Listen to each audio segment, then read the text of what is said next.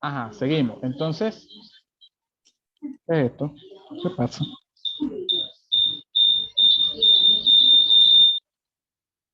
Entonces, adiós, vale.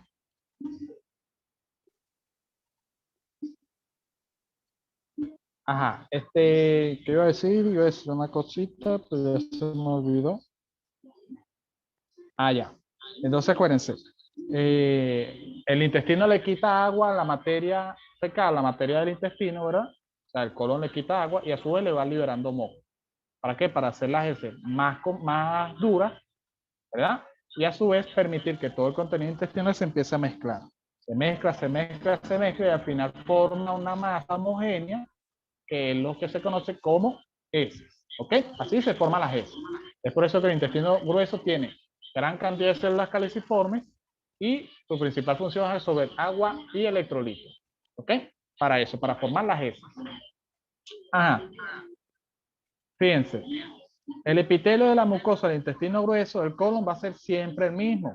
Un epitelio cilíndrico simple con su chapa estriada y abundantes células caliciformes. Las células caliciformes van aumentando a medida que va avanzando el intestino grueso. O sea que aquí vamos a encontrar bastante, aquí van aumentando y a nivel del recto hay muchísimas células caliciformes. ¿Ok? Una particularidad que tienen la mucosa, el intestino grueso, es que no están presentes las vellosidades. Y así diferenciamos intestino grueso e intestino delgado desde el punto de vista histológico. No hay vellosidades a nivel del intestino grueso, solo hay microvellosidades. Con las microvellosidades, los enterocitos, que en este caso no se van a llamar enterocitos, sino que se llaman colonocitos, ¿ok? Los colonocitos van a absorber líquidos, ¿ok? Con esas microvellosidades. Pero no necesitan estar las vellosidades porque no se van a absorber nutrientes a nivel del intestino grueso, ¿ok? Esa es la principal diferencia. Vamos a encontrar las criptas del Lieberkühn, que son más profundas en el intestino grueso que en el intestino delgado, y la muscular de la mucosa con sus mismas características. La submucosa igualita que el intestino delgado y la muscular igualita que el intestino delgado. ¿Okay? Y la serosa la forma del peritoneo. La muscular tiene una característica y es que la muscular, ¿verdad? Acuérdense que la capa muscular del intestino grueso va a estar constituida igualito por una capa longitudinal, una capa circular interna y una capa longitudinal externa. La capa longitudinal externa, bueno, la capa circular interna de la capa muscular va a estar muy desarrollada, muy pronunciada, ¿ok? Y va a formar pliegues transversales que nos dividen al intestino grueso en forma de sacos, ¿ok? Esos saquitos se le llaman austras, ¿ok? Y esas austras es lo que nos permite diferenciar el intestino grueso del intestino delgado desde el punto de vista morfológico, ¿ok? Fíjense que el intestino delgado son un conjunto de asas, ¿verdad? Lisitas. Mientras que el intestino grueso es todo un marco grande, grueso, y que está dividida en saquitos, ¿ok? Esos sacos se le llaman austras. Y a su vez en el intestino grueso vamos a encontrar esta línea que está constituida por peritoneo, ¿sí? Y a su vez entre esa línea vamos a encontrar pliegues longitudinales conocidas como tenias. ¿Qué son las tenias? Las tenias son pliegues longitudinales que deja la capa muscular longitudinal externa del colon, ¿ok? ¿Por qué? Porque es una capa muy pronunciada, muy desarrollada, al igual que la capa circular interna, ¿ok? Y va a formar tres pliegues longitudinales que siguen a esta línea que está acá, ¿ok? Esos pliegues longitudinales se llaman tenias, ¿ok? Esas tenias son las que van a formar las válvulas de Kerr, las válvulas de Bowen, la válvula de Gerlach y la línea pectinal, ya la vamos a ver, ¿ok? Muy bien, más nada. Vamos entonces a llegar a lo que es el apéndice. Acuérdense que el apéndice es un anexo del ciego, ¿ok? Nace del ciego. Deriva del intestino medio y tiene un epitelio intestinal de revestimiento y glandular, igualito que el intestino grueso, lo mismo. No va a tener vellosidad ni nada de eso. Las glándulas del Lieberkühn están disminuidas en la mucosa del apéndice. Ustedes dirán, ¿por qué las glándulas del Lieberkühn están disminuidas a nivel del apéndice? Porque el apéndice tiene en su submucosa gran cantidad de folículos linfoides, que son estas pelotitas que están acá, ¿ok? Gran cantidad de folículos linfoides. Apréndanse que en la capa submucosa del apéndice encontramos muchos folículos linfáticos, ¿ok? O folículos linfoides. Y esos folículos linfoides empujan a las glándulas de Lieberkühn, a las criptas de Lieberkühn, y es por eso que estas son más chiquiticas a nivel del apéndice, ¿ok? Estos folículos linfoides pueden agrandarse y pueden proliferar hacia la mucosa y comprimir todo lo que tiene la submucosa, ¿ok? O sea, en la submucosa hay gran cantidad también de vasos sanguíneos. Cuando los folículos linfoides aumentan de tamaño, cuando eso aumenta de tamaño, comprime a los vasos de la submucosa y eso forma parte de lo que es la fisiopatología de la apendicitis, ¿ok? No tiene tenias, ni tampoco se divide en austras, ¿ok? Ajá, fíjense, esto es un apéndice, lo estamos viendo desde arriba, esto sería la luz. El epitelio, fíjense que no hay muchas glándulas de Lieberkühn, no hay vellosidades, y los folículos linfoides, la muscular y la serosa. ¿Qué es lo que ocurre en una apendicitis? Normalmente la apendicitis lo que ocurre es que las glándulas, los folículos linfoides aumentan de tamaño, hay una hipertrofia de los folículos linfoides, y esa hipertrofia, en la mayoría de los casos, porque también puede ser producida porque se obstruya la luz del apéndice, ¿ok? Entonces, cuando se aumenta ¿cómo se llama? Esos ganglios linfáticos, esos nódulos, esos folículos linfoides, perdón, se obstruye la luz del intestino, del apéndice. Al obstruirse la luz del apéndice, como aquí hay células productoras de moco, el apéndice empieza a producir moco, y la presión dentro del apéndice aumenta. ¿Qué es lo que ocurre después? Se produce un apéndice, o sea, el apéndice es invadido por las bacterias del colon, y una vez que es invadido por las bacterias del colon, se produce la inflamación del apéndice o apendicitis. Esa apendicitis puede seguir avanzando, ¿verdad? Si uno no la trata, puede seguir avanzando, y la inflamación de la pared mucosa del apéndice y de la submucosa comprime a los vasos venosos. Y entonces el líquido de las venas empieza a fugarse a la luz del apéndice y sigue aumentando la presión dentro del apéndice, hasta llegar a un punto que el aumento de la presión dentro del apéndice y el engrosamiento o la inflamación de las paredes del apéndice comprime a las arterias, y al comprimirse las arterias no le llega sangre al apéndice y el apéndice se necrosa y se perfora.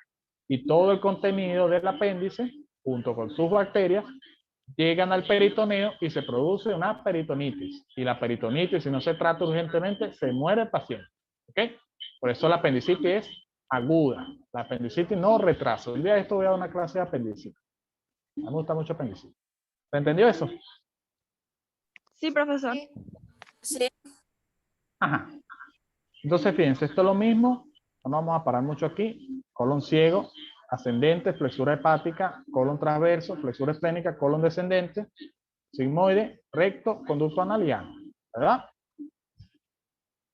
Ajá. Esto, bueno, esto para que lo tengan. Realmente esto nunca se pregunta. Siempre del colon se pregunta general, ¿ok? Cómo se divide, cuáles son sus paredes, cuáles son sus características, pero nunca se habla de qué tiene colon transverso, qué tiene colon, eso nunca se habla, ¿ok? Así que avancemos aquí. Bueno, esto es lo que les mencioné. Acuérdense que la capa muscular, la capa longitudinal externa de la capa muscular es muy desarrollada. Y al ser muy desarrollada, forma unos pliegues longitudinales conocidos como tenias. ¿Cuántos son? Son 3. 3 tenias. Pregunta de examen de anatomía. Son 3 tenias, ¿ok? Y la capa circular es la que va a dividir al colon en austras, ¿ok? En saquitos. Y la serosa, la capa de peritoneo, ¿verdad? Que está constituida por peritoneo, tiene forma alrededor del intestino grueso, forma una especie de saquitos. Y esos saquitos se conocen como apéndices epiploicos. Pregunta de examen en anatomía, ¿ok? Pregunta de examen en anatomía. No tengo una foto de eso. Pero los apéndices epiploicos son especies de saquitos que se forman a nivel de la serosa del intestino grueso y están constituidos por grasa. ¿Cuál es su función? Ninguna. Simplemente contenerlo, forman parte del peritoneo. ¿Ok?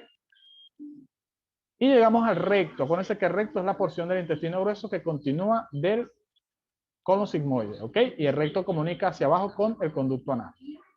El recto se diferencia del colon sigmoide porque obviamente es la porción terminal, pero la capa circular interna que forma las austras, ¿verdad? Va a ser aún más desarrollada a nivel del recto. ¿Ok?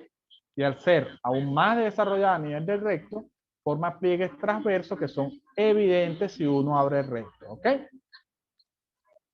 Muy bien, en cuanto a su mucosa, todo eso es lo mismo. Lo único que la mucosa del recto tiene mayor cantidad de células caliciformes a nivel, o sea, a ese nivel. ¿Por qué? Ustedes dirán, ¿por qué si las heces ya están formadas cuando llegan al recto? Porque el recto tiene que ser lubricado, porque acuérdense que las heces llegan y se depositan en el recto. Cuando el recto se dilata, ¿verdad? Cuando se llena de materia fecal, se produce reflejo de la defecación, se relajan los esfínteres y la persona defeca, ¿verdad? Los esfínteres se pueden relajar o se relajan en la mayoría de los casos de forma voluntaria, porque los esfínteres son músculo estriado somático, o sea, músculo estriado voluntario. Entonces, ¿por qué tiene gran cantidad de células caliciformes? Porque una vez que la materia fecal se acumula aquí, puede lesionar la mucosa del recto y por esa razón tiene que estar bien tapizada de moco. ¿Y por qué tiene esos pliegues transversos? Porque una vez que el colon se dilate lo suficiente, el exceso o el gran desarrollo de la capa muscular circular del recto le va a permitir contraerse con fuerza y liberar la materia fecal. ¿Ok? Y esos pliegues circulares van a disminuir, esos pliegues transversos van a disminuir a medida que el recto se acerca al conducto anal. Y en lugar de verse bien desarrollados los músculos, la capa circular, ¿verdad? Se va a ver desarrollada, bien desarrollada, la capa longitudinal externa de la capa muscular del recto. ¿Ok? Y eso va a producir que en lugar de ver pliegues transversos en el recto, vamos a ver pliegues longitudinales, ¿ok? Esos pliegues longitudinales forman una línea que se denomina línea pectínea o línea pectinada, que es lo que nos va a separar recto por arriba y conducto anal por debajo, ¿ok? ¿Se entendió? Sí, doctor. Sí, Ajá, fíjense, esto, bueno, esto debería haber estado antes, pero esto es colon y aquí está la serosa. Esta es la serosa que rodea el colon. Fíjense que la serosa tiene una especie de saquitos que se conocen como apéndices epiploicos, ¿ok? Saquitos de grasa, ¿sí? Y tiene tres, o sea, alrededor de esa serosa existen las tres pliegues longitudinales conocidas como tenias. Aquí está el apéndice, ¿ok? Y fíjense, este pliegue longitudinal, esto que está aquí, está constituido por los pliegues longitudinales de la capa longitudinal externa de la capa muscular del colon, todo un trabalengua. Esos pliegues son los que se denominan tenias. Y fíjense que son tres.